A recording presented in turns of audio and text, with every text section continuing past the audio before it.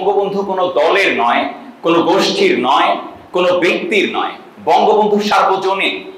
যেই মানুষটির বাংলাদেশে বসবাস, যেই মানুষটি বাংলাদেশের এই মাটিতে লাগানো গাছের অক্সিজেন নিচ্ছে, সেই মানুষটির বঙ্গবন্ধুর যে ত্যাগ, সেই ত্যাগকে স্বীকার করতে হবে, কৃতজ্ঞতা দিতে হবে। একটু চিন্তা করে দেখেন, আপনার সপরিবার হত্যা করেছে। আপনার জায়গা থেকে আপনি চিন্তা করেন, এটা কত বড় একটা ত্যাগ একটা পরিবারের জন্য, এটা কত বড় একটা ত্যাগ একটা মানুষের জন্য। আমাদের এগুলো রিয়েলাইজেশনের ব্যাপার, আমাদের এগুলো ফিলিং এর ব্যাপার। বাংলাদেশ পিছিয়ে গেছে বঙ্গবন্ধুর হত্যার মধ্য দিয়ে। যদি সেই ৭৫ সালের এই অমানিসাটি না আসতো, আজকে বাংলাদেশ হয়তো মালয়েশিয়ার সাথে টক্কর দিত উন্নয়নের দিক থেকে।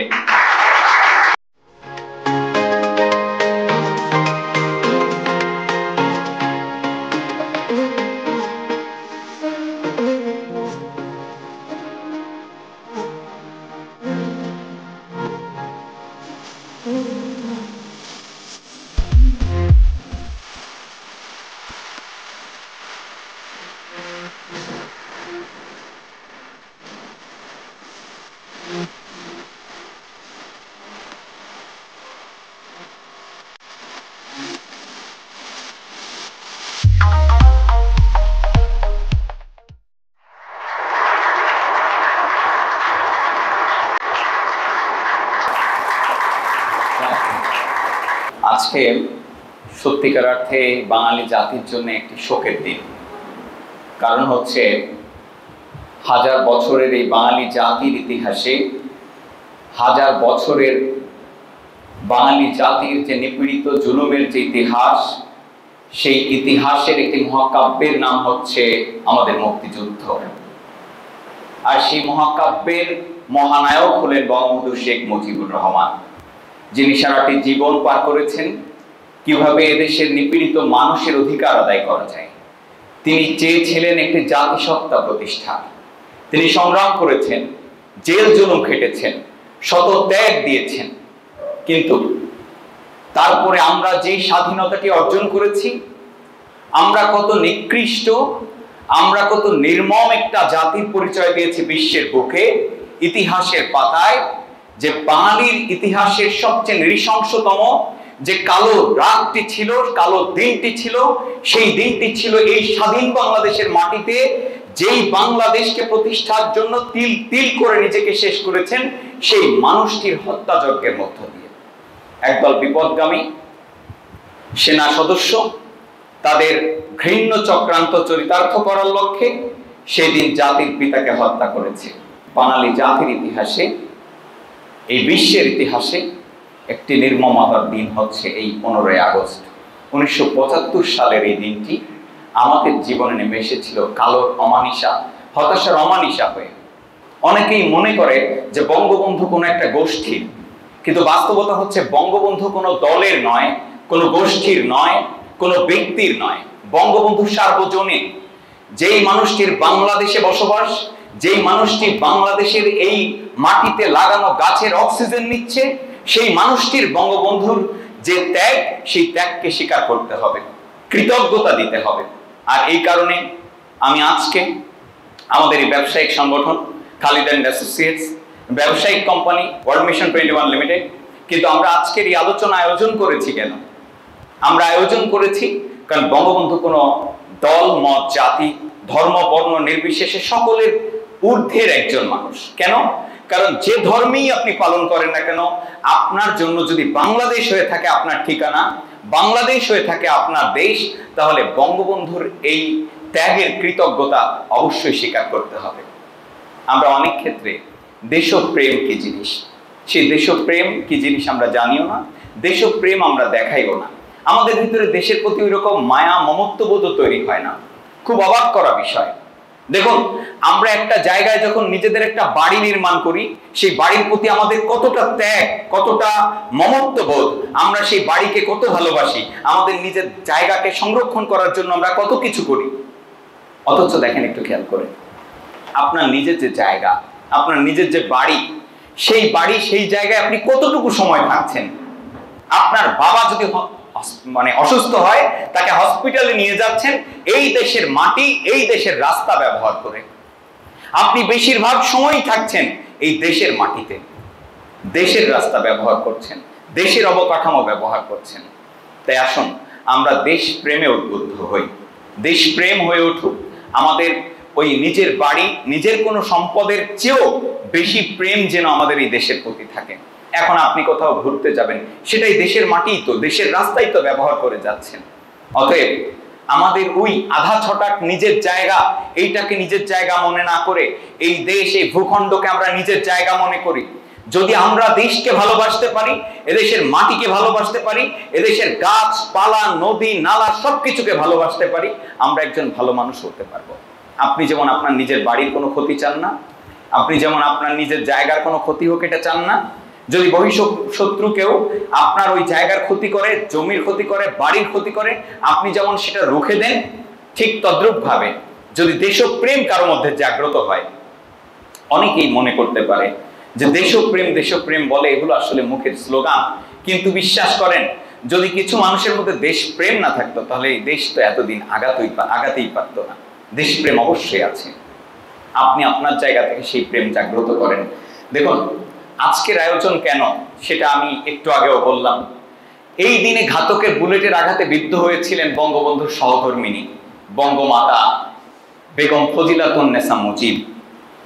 বঙ্গবন্ধুর বড় ছেলে শেখ কামাল, শেখ জামাল, ছোট্ট শিশু শেখ রাসেল, পুত্রবধূ সুলতানা কামাল, রোজি জামাল, ভাই শেখ নাসের, কর্নেল জামিল যিনি বঙ্গবন্ধুর প্রতিরক্ষায় নিয়োজিত ছিলেন, বঙ্গবন্ধুর ভাগ্নে মুক্তিযোদ্ধা শেখ ফজলুল হক মনি, তার অন্তঃসত্ত্বা স্ত্রী আরজুমনি, ভগ্নিপতি আব্দুর রব সেরনিয়াবাদ, শিশু বাবু, আরিফ, রিন্টু সহ আরো অনেকেই।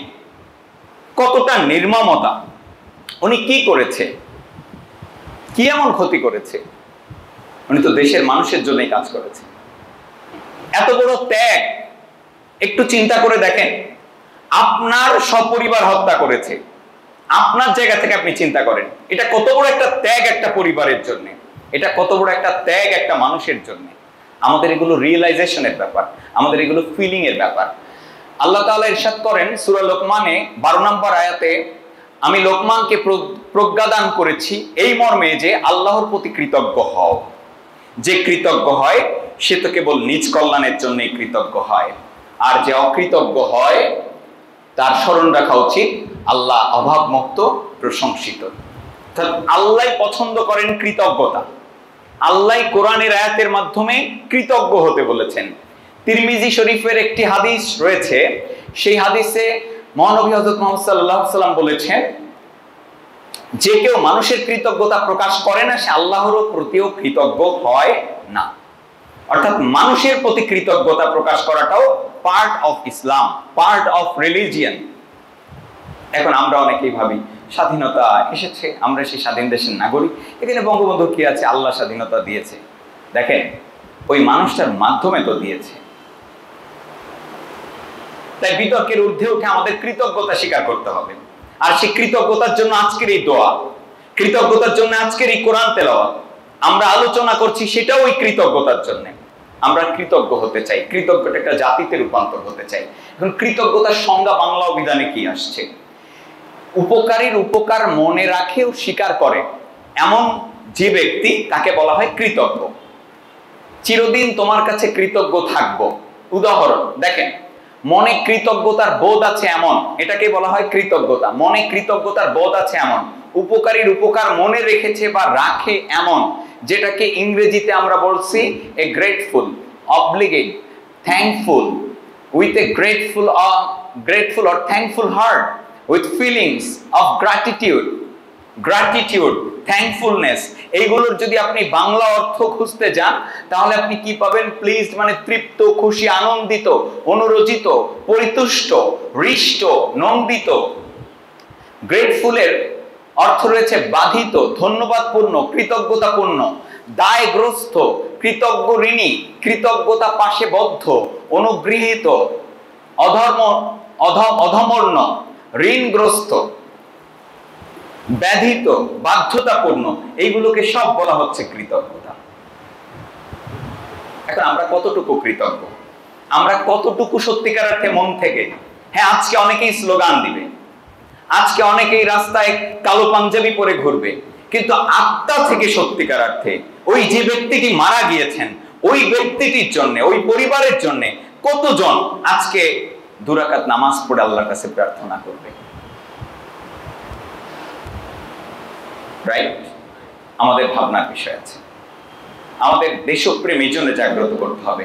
আমি আগে বলতে চাই যে বঙ্গবন্ধু আসলে কে ছিলেন, উনি কেন এরকম, আমি ভাবতে শুরু করলাম যে একজন মানুষের জন্য করা এরকম হার্ট তো খুব কম আছে, তো সেই কম হার্টের মধ্যে একটা হার্ট ছিল বঙ্গবন্ধু শেখ মুজিবুর রহমানের। উনি কেন এমন হলেন? ওনার ভিতরে এই ক্রোমোজোম গুলো কিভাবে আসলো, বা উনি এই মেন্টালিটিতে গেলেন কি করে? তো ওনার এই যে পূর্বপুরুষ নিয়ে আমি একটু সার্চ করতে শুরু করলাম। তো দেখেন, হযরত বায়েজিদ বোস্তামি রহমাতুল্লাহ, আপনারা জানেন বাংলাদেশে ইসলাম প্রচারে এসেছিলেন সেই 1463 খ্রিস্টাব্দে। আর তার সাথে এসেছিলেন দরবেশ শেখ আউয়াল, তার সফরসঙ্গী ছিলেন। সেই দরবেশ শেখ আউয়াল ওনারা এসেছিলেন ইরাক থেকে বাংলাদেশে ধর্ম প্রচারের জন্য, ইসলাম প্রচারের জন্য, এবং ওনাদের হাত ধরে কিন্তু ইসলামের আলো চারপাশে ছড়িয়ে পড়ে। ওনার ছেলে ছিলেন শেখ জহিরুদ্দিন, তার ছেলে শেখ জান মাহমুদ, তার ছেলে শেখ বোরহান উদ্দিন, তারই ছেলে শেখ একরামুল্লাহ, শেখ তাজ মাহমুদ, শেখ কুদরতুল্লাহ ওরফে কদু শেখ এবং শেখ আব্দুর রহমান। তার মধ্যে একজন হচ্ছে শেখ একরামুল্লাহ। এই শেখ একরামুল্লাহর ছেলে হচ্ছে শেখ মোহাম্মদ জাকির, শেখ মোহাম্মদ জাকিরের ছেলে হচ্ছে শেখ আব্দুল হামিদ, শেখ আব্দুল হামিদেরই একজন ছেলে হচ্ছে শেখ লুৎফর রহমান, যিনি বঙ্গবন্ধুর বাবা। শেখ লুৎফর রহমানের ছেলে মেয়ের মধ্যে ছিল ফাতেমা বেগম, আসিয়া বেগম, শেখ মুজিবুর রহমান, আমেনা বেগম, শেখ আবু নাসের, খোদেজা বেগম। আর শেখ মুজিবুর রহমানের হচ্ছে 5 সন্তান ছিলেন, শেখ হাসিনা, শেখ কামাল, শেখ জামাল, শেখ রেহানা এবং শেখ রাসেল। ওনার জন্ম হয়েছিল 1920 সালের 17ই মার্চে, আর উনি মৃত্যুবরণ করেছেন 1975 সালের 15ই আগস্ট। উনি বেঁচে ছিলেন 55 বছর 4 মাস 29 দিন, অথবা 664 মাস 29 দিন, অথবা 2891 সপ্তাহ 2 দিন, অথবা 20,239 দিন। 20,239 দিন, একটু খেয়াল রাখেন সংখ্যাটা, 20,239 দিন উনি বেঁচে ছিলেন। আর উনি জেলের ভিতরে কাটিয়েছেন 4,682 দিন। কেন উনি মহান? কেন উনি ত্যাগী? কেন উনি দলমতের ঊর্ধ্বে? কেন উনি বাংলাদেশের জনক? কেন উনি আমাদের শ্রদ্ধার জায়গায়? তার একটি কারণ হচ্ছে উনি বেঁচে ছিলেন 55 বছর 4 মাস, অথচ কারাগারের অন্ধকার প্রকোষ্ঠে কাটিয়ে দিয়েছিলেন 13টি বছর, 13 ইয়ার্স। অথচ সেই রাস্তা থেকে উনি সরেননি, ওনাকে বারবার ধরে নিয়ে গেছে। শত শত জনসভা করেছেন, আর সেই জনসভার মধ্য থেকে ওনাকে ধরে নিয়ে চলে গেছে। কখনো 90 দিন, কখনো 30 দিন, কখনো 2 মাস, কখনো 6 মাস, কখনো 300 দিন, এইভাবে করে ওনাকে বিভিন্ন মেয়াদে জেল খাটতে হয়েছে, কারাবরণ করতে হয়েছে, কিন্তু উনি রাস্তা ছাড়েননি। উনি তারপরে আবার জেল থেকে বেরিয়ে এসে আবারও মুক্তির ডাক দিয়েছেন, আবারও জনসভায় মানুষকে আবার সংগঠিত করেছেন। এবার আসি, উনি কিভাবে একজন সাধারণ মানুষ থেকে নেতা হয়ে উঠলেন। একদম ওনার সময়ে বাংলাদেশে কত জনগণ ছিল? 7 কোটি জনগণ ছিল, 7 কোটি বা মোর দ্যান দ্যাট, যেহেতু যুদ্ধে কিছু মানুষ মারা গিয়েছে। তো ওনার মতো ইয়াং এই বাংলাদেশের আনাচে কানাচে ছড়িয়ে ছিটিয়ে ছিল, কিন্তু উনি কিভাবে অসাধারণ হয়ে উঠলেন, উনি কিভাবে বাঙালি জাতির মুক্তির দূত হয়ে উঠলেন, চলুন আমরা সেটা একটু ডিসকাশন করব। গোপালগঞ্জ জেলার টুঙ্গিপাড়া গ্রামে 1920 সালের 17ই মার্চে তিনি জন্মগ্রহণ করেন। ধর্ম প্রচার করার লক্ষ্যেই খুলনাতে এসেছিলেন, ব্যবসা বাণিজ্য করতেন। তারপরে শুনেছিলেন যে নদীর তীরে একটা অববাহিকা এবং সেখানে দ্বীপের মতো হয়ে উঠছে টুঙ্গিপাড়া গ্রাম, অনেক সুন্দর লাগলো, তাই ওনার পূর্বপুরুষেরা ওখানে গিয়ে বাড়ি নির্মাণ করলো। তারপর থেকে গোপালগঞ্জের টুঙ্গিপাড়ার এই যে অজপাড়া গায়ে ওনার জন্ম, এবং সেখান থেকে বেড়ে ওঠা। বাবা লুৎফর রহমান এবং মা হচ্ছে সায়রা খাতুন। 6 ভাই বোনের মধ্যে শেখ মুজিব ছিলেন তৃতীয়। বঙ্গবন্ধু 1927 সালে প্রাথমিক বিদ্যালয়ে ভর্তি হন। 34 সালে 7ম শ্রেণীতে পড়ার সময় অসুস্থ হয়ে পড়েন। এরপর 3 বছর আর পড়াশোনা করা হয়নি। উনি পড়াশোনা ওই সময় একরকম বাদই দিয়ে ফেলছিলেন। 1938 সাল, 18 বছর মাত্র বয়স যখন, তখন তিনি বিয়ে করেন ফজিলাতুন্নেসা বেগমকে। 3 ছেলে এবং 2 মেয়ের জনক তিনি।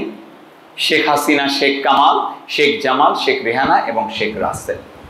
যেদিন হত্যাকাণ্ড হয়েছিল, শেখ হাসিনা এবং শেখ রেহানা ওনারা বিদেশে থাকার কারণে বেঁচে ছিলেন প্রাণে, বাকিরা সবাই মারা গিয়েছেন।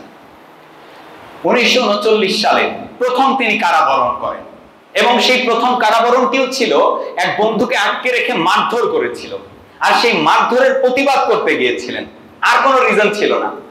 দেখেন বিপ্লবীরা কিভাবে গড়ে ওঠে, কেন অন্যায়ভাবে মারধর করা হবে, কেন অন্যায়ভাবে আটকে রাখা হবে, এইটার জন্য যখন প্রতিবাদ করতে যান ওনাকে প্রথম কারাবরণ করতে হয়, সেটা ব্রিটিশ পিরিয়ডে।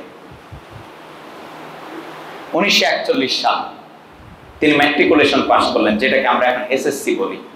ম্যাট্রিকুলেশন পাস করে ইসলামিয়া কলেজে ভর্তি হলেন, আর তখন ছাত্র নেতা হিসেবে জনপ্রিয়তা লাভ করেন। পরে তিনি কলেজের ছাত্র ইউনিয়নের সাধারণ সম্পাদকের দায়িত্ব পান। উনি যে হোস্টেলে থাকতেন সেই হোস্টেলের পাশে ওনার একটা প্রতিকৃতি নির্মাণ করা হয়েছে কলকাতায়। আপনারা দেখছেন এখানে এই যে লেখা আছে বাকের গভর্নমেন্ট হোস্টেল। 1943 সাল, এভাবে 2 বছর পার হলো। 1943 সালে প্রাদেশিক মুসলিম লীগের উনি কাউন্সিলর হলেন। এরপরে 1948 সাল রাষ্ট্রভাষা বাংলার দাবিকে ধর্মঘট ডাকেন, আর সেই ধর্মঘট ডাকার কারণে উনি গ্রেফতার হন, কারণ উর্দুকে বাঙালি জাতির উপরে চাপিয়ে দিতে চেয়েছিল তখনকার শাসক গোষ্ঠী, এটার বিরুদ্ধে উনি আন্দোলন করেছিলেন, আর তারপরে উনি গ্রেফতার হন। 23 জুন পূর্ব পাকিস্তান আওয়ামী মুসলিম লীগ গঠিত হয়, এবং জেলে থাকা অবস্থায় তিনি যুগ্ম সম্পাদক হন, এবং ওনার রাজনৈতিক গুরু ছিলেন কে বলেন তো? হোসেন শহীদ সোহরাওয়ার্দী। ওনার রাজনৈতিক গুরু, ওনার মেন্টর ছিলেন, ওনার হাত ধরেই প্রথম উনি রাজনীতিতে আসেন। গোপালগঞ্জ থেকে প্রথম হোসেন শহীদ সোহরাওয়ার্দীর মাধ্যমেই তিনি কিন্তু রাজনীতিতে পা দেন। 1955 সাল, ওই সাধারণ একজন মানুষ, কিন্তু মানুষের পাশে দাঁড়াতে দাঁড়াতে, এই যে টকবগে রক্ত, মানুষের পাশে দাঁড়াতে দাঁড়াতে উনি হয়ে উঠলেন একজন অবিসংবাদিত নেতা। 17 জন ঢাকার পল্টনের জনসভা থেকে আঞ্চলিক স্বায়ত্ত শাসন দাবি করেন, অর্থাৎ পূর্ব পাকিস্তান, অর্থাৎ এই বাংলাদেশ, এখানেই স্বায়ত্ত শাসন থাকবে, এটাই উনি দাবি করলেন। সেটা ছিল 1955 সালের 17 জুন। তারপরে কেটে গেল কয়েকটি বছর জেল জুলুম হামলা এর মধ্য দিয়ে 1966 সাল বঙ্গবন্ধু আওয়ামী মুসলিম লীগের সভাপতি নিযুক্ত হন, এবং ওই একই বছরের 1966 সালের 5 ও 6 ফেব্রুয়ারি পাকিস্তানের লাহোরে অনুষ্ঠিত বিরোধী রাজনৈতিক দলগুলোর এক সম্মেলনে স্বায়ত্ত শাসন প্রতিষ্ঠার লক্ষ্যে তিনি 6 দফা দাবি পেশ করেন। সেই 6 দফা ছিল বাঙালির মুক্তির সনদ। 1968 সাল 3রা জানুয়ারি বঙ্গবন্ধুকে 1 নাম্বার আসামি করে আগরতলা ষড়যন্ত্র মামলা করা হয়। 1969 সালে তা প্রত্যাহারে বাধ্য হয় সরকার, তৎকালীন সরকার, অর্থাৎ যাদের নিয়ন্ত্রণ ছিল পাকিস্তানিদের হাতে। 1969 তিনি বঙ্গবন্ধু উপাধি পান। 23 ফেব্রুয়ারি ছাত্রলীগ রেসকোর্স ময়দানে শেখ মুজিবুর রহমানকে বঙ্গবন্ধু উপাধি দেন, কারণ তিনি তো এদেশের বন্ধুই ছিলেন, এদেশের মানুষের বন্ধুই ছিলেন। 1971 সাল 7 মার্চে রেসকোর্স ময়দানে উনি যে ভাষণ দিয়েছিলেন, ওনার সেই ভাষণটি ছিল এই বাঙালি জাতির মুক্তির একটি গ্রিন সিগন্যাল, কারণ তিনি সেই দিন এ জাতির বুকে একটি শক্তির সঞ্চার করেছিলেন। এই জাতি সেদিন নতুন করে স্বপ্ন দেখতে শুরু করেছিল যে আমাদের আর জুলুম সহ্য করা, কারণ জুলুমের মাত্রা তখন অতিরিক্ত, সীমা লঙ্ঘন হয়ে যাচ্ছিল। দেখেন উনি যেই মুহূর্তে আওয়াজ তুলেছিলেন সেই মুহূর্তে বাঙালির পাশে দাঁড়ানোর মতো কেউ ছিল না। আমরা অনেক শক্তিশালী, কিন্তু সংগঠিত করার জন্য নেতা দরকার হয়। এই বিশ্বের বুকে আমরা প্রত্যেকটি মানুষ অনেক শক্তিশালী, কিন্তু এই বিশ্বের ইতিহাসে যারা পরিবর্তন এনেছেন তারা এরকমই নেতা ছিলেন, যারা নেতৃত্ব দিয়ে তাদের নেতৃত্বের জন্য ওই সাধারণ মানুষকে সংগঠিত করে একটি সংগঠিত শক্তিতে রূপান্তর করেছিলেন। বঙ্গবন্ধু ছিলেন তাদের মধ্যেই একজন। 1972 সাল 10 জানুয়ারি পাকিস্তান কারাগার থেকে তিনি মুক্তি পেয়ে স্বাধীন বাংলাদেশের জয় উল্লাস করে ফিরে আসেন, আর এই বাঙালি জাতির কাছে সেদিন ছিল একটি আনন্দঘন মুহূর্ত, আনন্দের সাথে গ্রহণ করে। 1973 সাল বাংলাদেশের প্রথম জাতীয় সংসদ নির্বাচনে বাংলাদেশে আওয়ামী লীগ 300 আসনের মধ্যে 292টি আসনে বিজয়ী হয়। তখন রাজনৈতিক দল খুব ছিল, কিন্তু খুব ছোট ছোট কিছু রাজনৈতিক দল ছিল, টুকটাক। আর সেই প্রথম তিনি শপথ বাক্য পাঠ করেন স্বাধীন বাংলাদেশের একজন প্রেসিডেন্ট হিসাবে। 1974 সালে 24শে সেপ্টেম্বর প্রথম বাঙালি হিসেবে জাতিসংঘের অধিবেশনে তিনি বাংলায় বক্তৃতা করেন, বাংলায় ভাষণ দেন।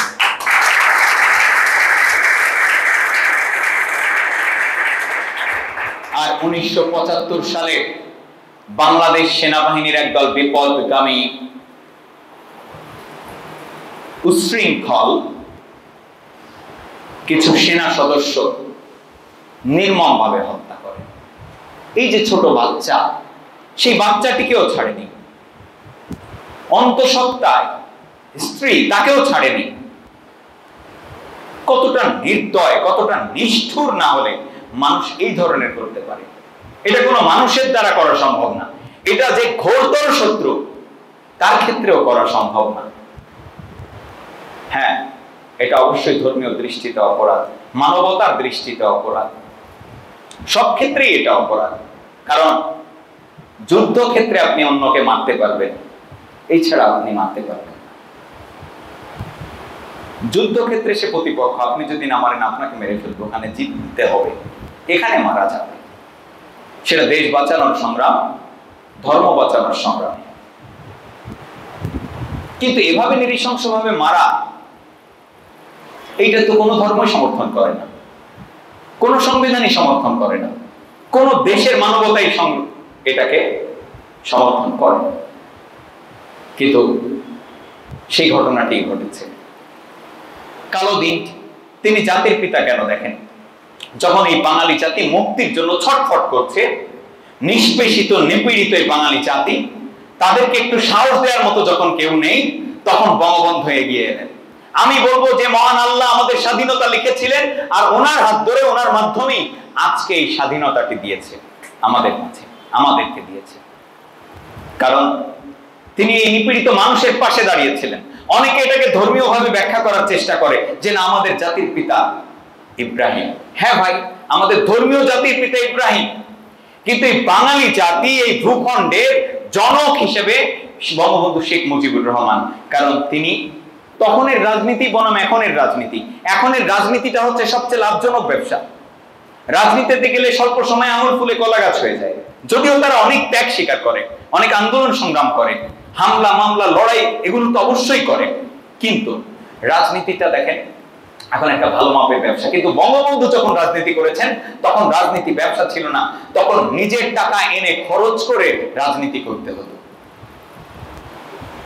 সেই সময়ের যে রাজনীতি, সেই সময়ে যে মুক্তি সংগ্রাম উনি করেছেন, ওখানে ব্যক্তি স্বার্থের ঊর্ধ্বে উঠে কিছু ক্ষণজন্মা মানুষ পৃথিবীতে জন্মায়, তারা না জন্মালে পৃথিবী পরিবর্তন হতো না। আপনারা জানেন মহাত্মা গান্ধী, তিনি ব্রিটেনে পড়তে গিয়েছিলেন। যখন যখন ভারত উপমহাদেশে আসলেন, ট্রেনে উঠলেন, ইংরেজদের পোশাক ওনার পরা ছিল, ইংরেজদের যে স্যুট সেটা পরা ছিল, আর ওনাকে ফার্স্ট ক্লাস ট্রেনের বগিতে বসতে দেয়নি। যখন উনি জিজ্ঞেস করেছে কেন, কারণ তখন বলা হয়েছে এটা ইংরেজদের জন্য, এটা কোনো ইন্ডিয়ানদের জন্য না, কোন স্থানীয় মানুষদের জন্য না। সেই দিন উনি ভাবলেন আমার দেশ, আর আমি ফার্স্ট ক্লাসে বসতে পারবো না কেন? উনি তখন ইংরেজদের ওই পোশাক খুলে ফেললেন। আপনারা দেখেছেন সারা জীবন তিনি ধুতি আর খালি গায়ে। কেন খালি গায়ে? ওই ইংরেজদের পোশাক উনি টেনে খুলে ফেললেন, আস্থা করে নিক্ষেপ করলেন, ওই দিন থেকে আন্দোলন শুরু করলেন। আর তারপরে আমরা এই ভারতীয় উপমহাদেশের স্বাধীনতা পাই, ইংরেজদের কবল থেকে মুক্তি হয়। আপনারা জানেন বর্ণ বৈষম্যের বিরুদ্ধে আন্দোলন করেছিলেন অকুতোভয় বিশ্ব নেতা নেলসন ম্যান্ডেলা। তার 27টি বছর অন্ধকার প্রকোষ্ঠের মধ্যে ওনাকে নির্যাতন করা হয়েছে। ওনার পিপাসা লাগলে ওনার মাথার উপরে পেশাব করে দেওয়া হতো, এতটা নির্যাতন করেছেন, কিন্তু উনি হার মানেননি। উনি স্বপ্ন দেখতেন, ওখানে বসে বসেই উনি মনোছবি আঁকতেন যে এই বিশ্ব থেকে একটা সময় কালো আর সাদার যে বৈষম্য, এটা দূর হবে আমার এই আন্দোলনের কারণে। উনি স্বপ্ন দেখতেন যে বিশ্বে কালোরা শাসন করবে, তাই কিন্তু হয়েছে। আমেরিকাতেও কিন্তু এই গত টার্মের আগে বারাক ওবামা একজন কালো মানুষ হয়ে শাসন করেছেন, যে বাড়িটার নামই হোয়াইট হাউস। এই হোয়াইট হাউসের সবচেয়ে শক্তিশালী চেয়ারে কালো মানুষ বসেছিলেন, ওই ত্যাগী নেতার ত্যাগের কারণে। সবাই ব্যক্তি স্বার্থ খোঁজে না ভাই। আমরা সাধারণ মানুষেরা ব্যক্তি স্বার্থ খুঁজি। আমরা সাধারণ মানুষেরা ভাবি যে ওইটা উনি চাচ্ছে, নিশ্চয়ই এখানে দেশপ্রেম নেই, এখানে ওনার কোনো ব্যক্তি স্বার্থ আছে। আপনারা জানেন মাদার তেরেসা উনি কি করেছিলেন? উনি কুষ্ঠ রোগীদেরকে ট্রিটমেন্ট করতেন। এই ইন্ডিয়াতে কলকাতায় ভাগাড়ে ফেলে দেওয়া হতো। উনি একজন মিশনারি ছিলেন। উনি সেই ভাগাড় থেকে, কুষ্ঠ রোগের জন্য মানুষকে যখন ভাগাড়ে ফেলে দেওয়া হতো, ওই ভাগাড় থেকে তাদেরকে তুলে এনে উনি তাদেরকে কি করতেন? ট্রিটমেন্ট করতেন, সেবা যত্ন করতেন, সেবা শুশ্রূষা করতেন। ওখানে ব্যক্তি স্বার্থ থাকে না। কিছু মানুষ ব্যক্তি স্বার্থের ঊর্ধ্বে। ঠিক তেমনই একজন মানুষ ছিলেন আমাদের এই অভিসংবাদিত নেতা, বাঙালির মুক্তির সনদ যিনি এঁকেছিলেন, বাঙালি জাতির মুক্তির স্বপ্ন দেখিয়েছিলেন, এই ভূখণ্ডের স্বপ্ন দেখেছিলেন, তিনি হলেন বঙ্গবন্ধু শেখ মুজিবুর রহমান।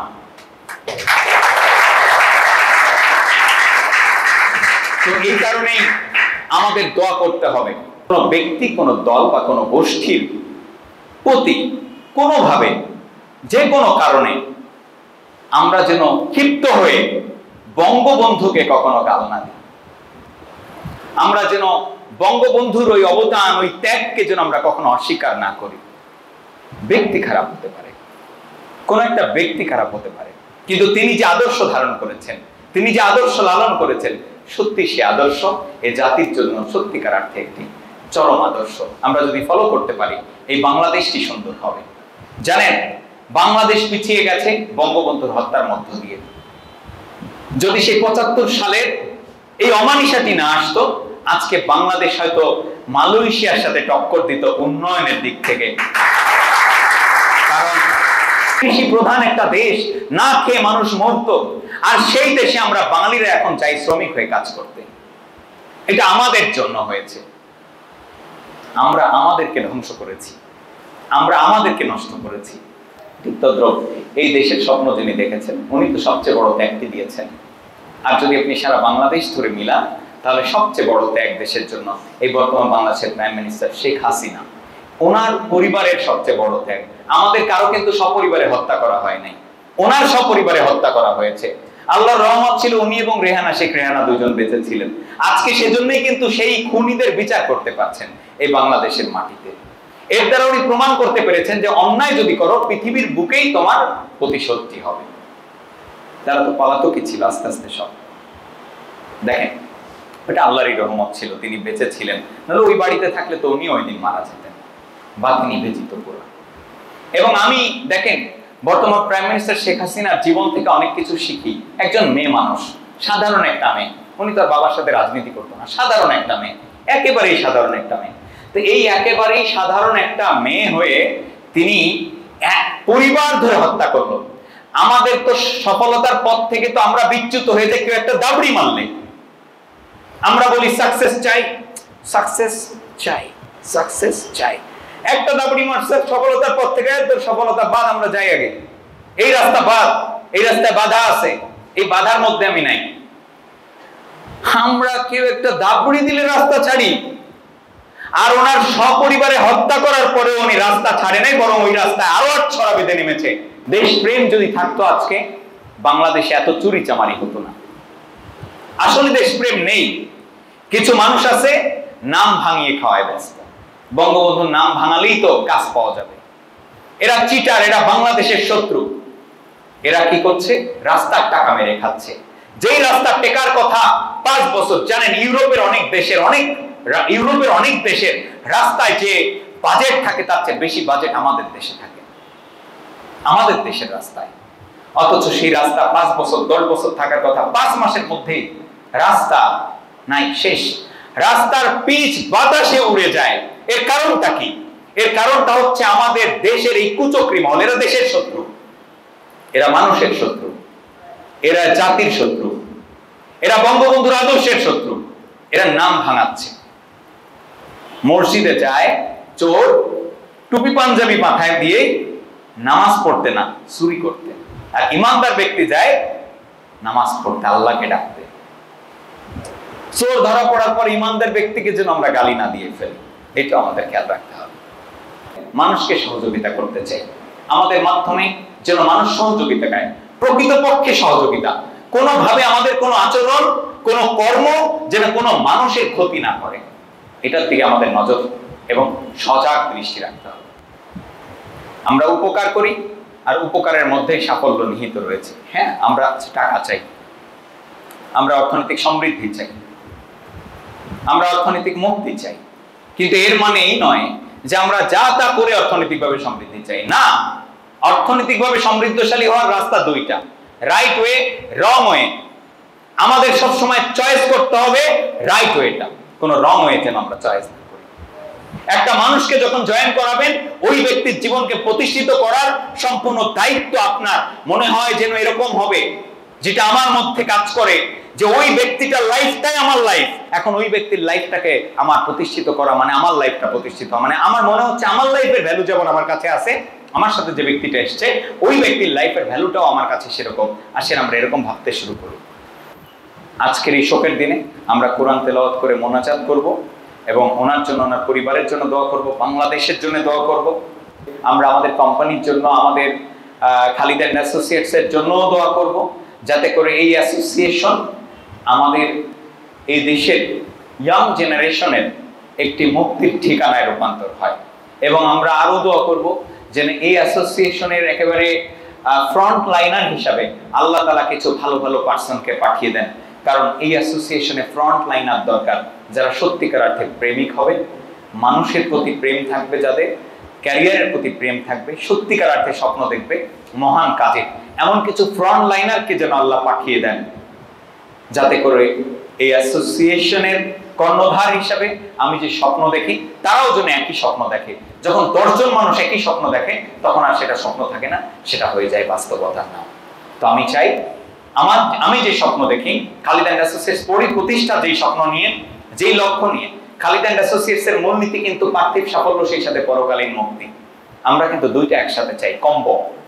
অতএব খালিদ অ্যান্ড অ্যাসোসিয়েটস আসলে একজন মানুষ যে শুধুমাত্র অর্থনৈতিক সমৃদ্ধির জন্য কাজ করবে তা নয়, আমরা কম্বো চাই।